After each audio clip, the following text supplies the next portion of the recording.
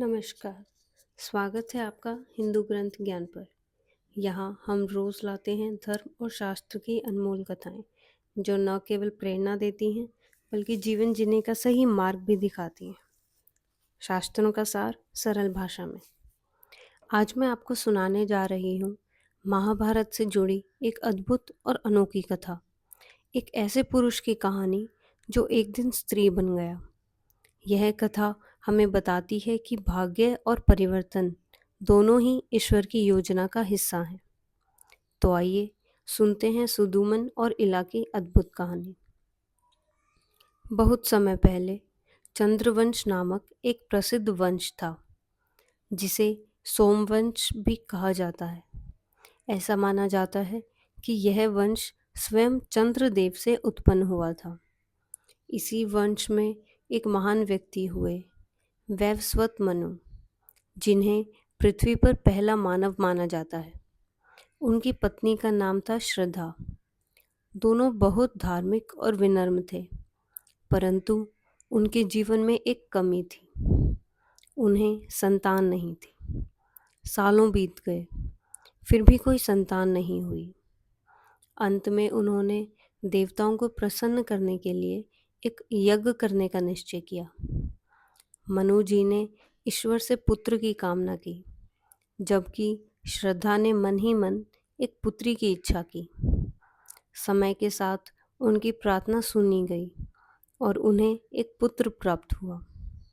उन्होंने उसका नाम रखा सुदुमन। सुदुमन बड़ा होकर एक सुंदर, बुद्धिमान और वीर युवक बना।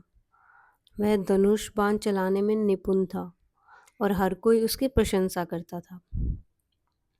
एक दिन सुदुमन अपने मित्रों के साथ शिकार के लिए जंगल गया। वे लोग एक सुंदर वन में पहुंचे, जिसे शरावन वन कहा जाता था।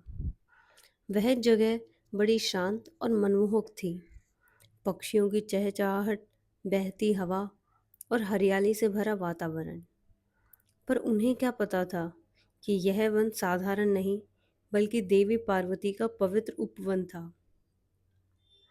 जैसे ही सुद्युमन और उसके साथी वन के एक विशेष भाग में पहुंचे, एक चमत्कार हुआ। सभी पुरुष अचानक स्त्रियों में परिवर्तित हो गए। सुद्युमन भी अब एक सुंदर युवती बन चुका था। सब हैरान और डरे हुए थे।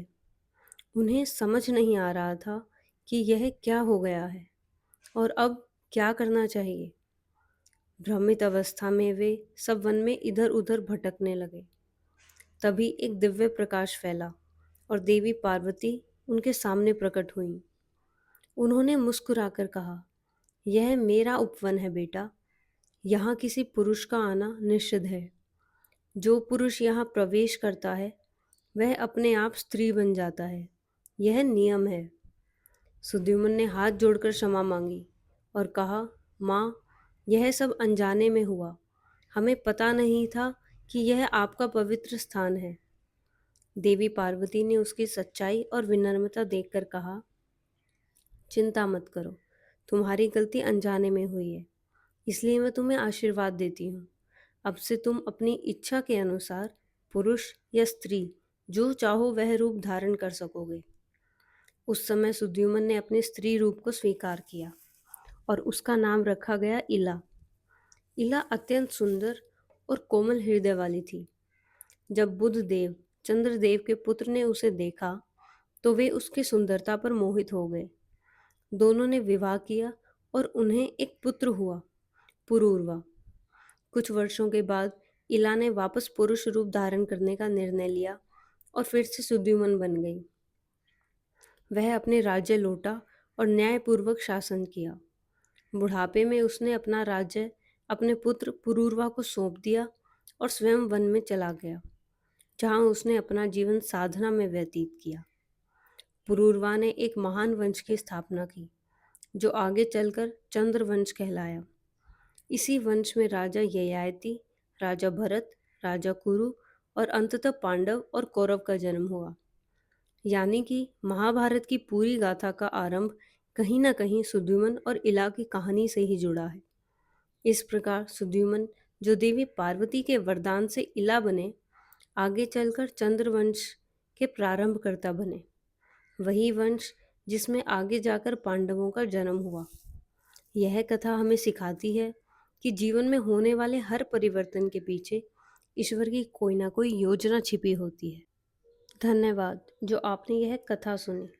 अगर आपको यह कहानी पसंद आई हो तो चैनल को लाइक, शेयर और सब्सक्राइब ज़रूर करें। जय श्री कृष्ण, जय माँ पार्वती।